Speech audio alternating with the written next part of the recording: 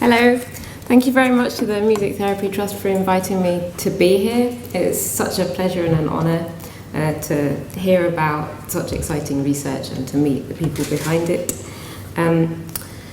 Christian mentioned observational studies, so I'm going to talk you through the beginnings of the one that we're working on. And it's looking at music therapy sessions, one-to-one work with young children that have a diagnosis of autism. And in particular, we're going to be looking at videos of the sessions themselves. You'll see that it's not just my name on the front there. There are quite a few of us involved in this project, both music therapists and not. So typically, children with autism who access Nordoff Robbins and other music therapy services arrive for reasons, for quite specific reasons or quite general reasons that are summarised in their referral reasons. And then typically they will meet their music therapist who will carry out their own assessment of the child's needs and work towards some outcomes, and these may change over time. And all that work obviously happens primarily but not only in the music therapy sessions. And it's those music therapy sessions that I'd like to concentrate on today. As we've heard, music therapy typically works towards change in the client and in the relationship between the client and the therapist. And a big word that we've heard today and ideas around it is interaction. People are trying to help children and clients with their communication needs, with their problems with interaction. And they do that quite often in interaction in music therapy sessions. So the idea of communication and interaction and sharing is quite central in music therapy. And if we want to be able to see what happens in music therapy sessions, we need ways to help us represent what goes on. But we have a problem because representing what happens in whole music therapy sessions is quite tricky. So we have two questions. One is, how can we represent what happens in music therapy sessions? And the second for today is, how can we observe whether there's change in aspects to do with interaction specifically? And so you might wonder why this kind of thing is important. I think there are lots of reasons why this kind of study are important. One is to do with just testing theories and assumptions that we have about music therapy and how it functions, and understanding how music therapy works maybe starts from processes like this, or at least can be contributed to by processes like this. And maybe we can use these kind of studies to help develop tools for tracking change in music therapy sessions. So obviously there's a lot associated with interaction, and how you know whether somebody is interacting with somebody else is a very complex and complicated area. I'm just going to completely oversimplify and look at two characteristics. One is where we're facing. So typically if I'm talking to you, I sometimes look at you, I sometimes look at the thing I'm talking about. I might look at the ceiling while I'm thinking or while I'm distracted. And we might meet, we might look at each other every so often, and we might not. So there are things about where we're looking and facing. And then specifically in music, we're going to pick one characteristic of music and look at pulse. And we know that if I click, even if I just click a beat, then your toes might be tapping along to my beat already. And if I slow down, then you might slow down too. And if I speed up, you might speed up too. So you adapt, your pulse is flexible, you're adaptable. You could affect what I do, I could affect what you do. And this idea of pulse has been central to a lot of thinking in music therapy and a lot of thinking in music psychology. It's quite a basic idea that pulse is kind of a key aspect, or can be a key aspect in music making, and particularly in group music making. And particularly the aspect of synchronization. So it's not just that you can keep in pulse, but that you can adapt to other people's pulse and you can share that pulse with each other. And so there have been a number of studies that have looked at the social and interactive effects of pulse and how you think about the people that you're playing with. And so there's quite a famous now study where experimenters got participants to tap in time with them, and the participants that tapped in time more were then more likely to help if an experimenter then just inadvertently dropped some pencils on the floor. So if you tap in time more, you tend to help the person that you've been tapping in time more with. And there's another now relatively famous study within the field of music psychology, such a huge field, that has shown that if you tap in time with an experimenter, you're more likely to like them more than if you weren't tapping so well in time with them. So there are all these social interactive consequences to pulse and shared pulse. Similarly, in the music therapy literature, there's a lot of thinking and theory and practice that's talked about to do with how we use pulse and synchronization in work. But not everyone has the same kind of rhythmic responses. Even in the typical population, a recent study found that if you got people to clap back a rhythm, then some people were really good at clapping back the rhythm, and some people had real struggles in remembering the rhythm and getting the pulse and clapping it back. So even in the typically developing population, there are problems or ranges of pulse ability. And it's been suggested that if you have problem with pulse, then you might have problem with self-regulation of time and with adaptation and adapting to others and being in time with others. So with all those things in mind, we started looking at some videos, and I'm going to give you one example today. We looked at videos of a client who'd come for music therapy. He was diagnosed with autism. He was 4 when he arrived, and he was referred, among other things, for problems with communication. He worked with a music therapist at Nordoff Robbins, and we then took 2 videos of one-to-one sessions 1 year apart. The early session is right from the beginning of the work, and the later session is towards the end.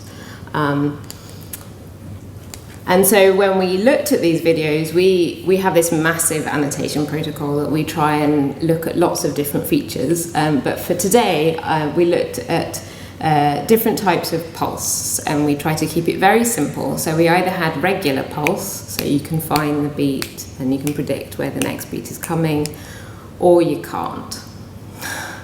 There are sounds, but you can't put them in a kind of structure. And then we did that for both players, the therapist and the client. And then we looked at the relationship between the two. So we had one type of annotation that was looking for synchrony. So both people are tapping at the same time in a synchronized manner. Or they were maybe not tapping simultaneously, but they were turn taking. So someone would play a beat or two, and then the next person would play a beat or two, but they would be roughly within the same metrical structure. Or they were playing at the same time, but one person was doing one thing in their own structure, and the other person was doing the other thing in their own structure. So it didn't sound like it was coming from the same pairing. So those are our very basic groupings, which are way oversimplifications, but that's where we start. So we look at the client's pulse, whether it's regular or not, and then we also look at where he's facing. So is he facing the therapist? Is he facing the instrument he's just played, is going to play, or is playing? Or is he looking at somewhere else entirely, the ceiling, the floor, out the window? And then we do exactly the same for the therapist independently. So we do the same annotations of pulse and where she's facing. And we do that so that then we can look at the relationship between the two, and we see when they're facing each other or not, and when they're playing in time with each other with a shared pulse or not. And then as an added layer, we're also looking at what they're playing, but again in a very stripped down manner. So are they doing a free improvisation that you heard about earlier, or a more structured or functional part of the session? So is it a greeting song or a goodbye song, or is it a cymbal and drum song? So you get a cymbal and a drum for the client, and the therapist is playing the piano. and I'll show you an example of what that looks like. So those were the annotations that we had. It's this annotation protocol that hopefully anyone can do. So we have a list of kind of rules that you follow, and so we have co-raters to check whether people are agreeing on the annotations, because it's all done manually. So I'd like to play you an example. I wonder how I do that. Oh.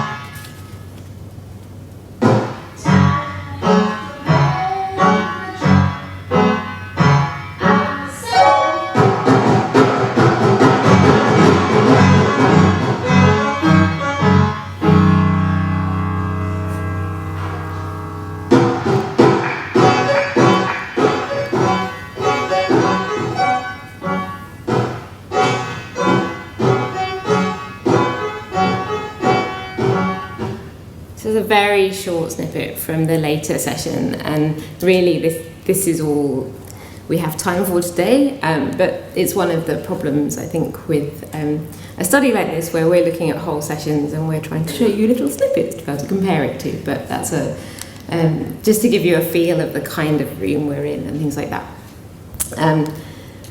So the kind of representations that we can pull out of all these annotations can look like this. And so we have the top panel, the top white square is the earlier session, and the bottom one is the later session. And in fact, the section that you heard was from the beginning of the later session there. And so then at the top panel, you can see the client row at the top, and then the therapist row in the middle, and the same for the later session. And the blue is annotations of the regular pulse, and the green is annotations of the irregular pulse. And so we can see that the therapist is playing much more than the client, and playing predominantly a regular pulse, while the client has, in our annotations, a mixture of the two, much more. And if we compare the two sessions, then you can see that there are slightly longer bouts of regular and irregular pulse in the later session than there are in the earlier session. So there's longer bouts of playing as well, obviously. And in fact, the increase is there are the predominantly longer regular pulse for the client, although there are also irregular ones. I can see there are lots of, I don't know how many different colours you can see on that thing. There are supposed to be just blue and green in the top two tiers. I can see yellow as well. I don't know where that's come from. But then if we compare between the client and the therapist and try and look at where they're playing a shared pulse or a non-shared pulse, the shared synchronized pulse is in red. The turn-taking annotations are in brown, and the non-shared pulse are in pale blue. So we can see that there's a few examples of non-shared pulse in the earlier session that more or less disappear in the later session, and we can see increased length of the shared pulse bouts, perhaps unsurprisingly, in the later session. So this gives us a map of the session according to this characteristic, but we could do that with a whole bunch of other characteristics too. And then we can start overlaying other annotations and observations, either ones that we've done with our annotation protocol or from music therapist interviews or whatever other source we would like. So for today, we'll have a look at where the different musical types were falling in comparison to the pulse type. So we have one example of the free improvisation section actually runs most of the second half of the first session, and that's dominated by the non-shared pulse. And in the later session, we get quite a lot of free improvisation for the whole session, but this time it has many more examples of the shared pulse. The cymbal and drum song that you had an example of only happens 3 times in these 2 sessions, and each time it happens it coincides with shared pulse, so there's quite coincidence there. And then for an example of the structural song with the goodbye song at the end, we see that there's shared pulse in the first session or earlier session. There isn't in the later session, but that's not particularly surprising given the client's not vocalizing or making any sounds then. So then we could compare, have a look at where the client and therapist are facing. So the client looks or faces towards the music therapist some of the session. That's the first two bars. The first bar should be a darker green than the second one, so you've got early session followed by later session. So there's a slight increase, but the therapist is looking at the client pretty much continuously, and there's not that much of them facing each other. And then if we see where the client is facing, he's looking at the instruments, either that he's just played or about to play or is currently playing. Whereas the therapist hardly looks at any of the instruments, and so they then don't look face towards the same instrument very often. And then the client does spend some of the time looking around other parts of the room, so not the therapist or the instrument. And you'll see at the end that there's an out of view bar, and that's when we can't actually see the therapist, so we don't know where she's facing. That's the nature of these kind of videos that are taken from just normal work. So then we can compare where they're facing with the rhythmic characteristics. So we see again the representation that we had before, and this time we add where they're facing. So all the blue means facing. So the top row this time is the therapist. So she's pretty much continuously facing towards the client. Where it's grey, it's that we can't see her. And then the client, as we just saw in the bar graphs, faces the therapist much less. But it's interesting then to look at the relationship between where the client is facing and whether the client is facing the therapist or whether he's playing a regular or irregular pulse. And in this example, at least, they seem to be kind of mutually exclusive. Either the client is looking at the therapist or he's playing a regular pulse, but generally not at the same time.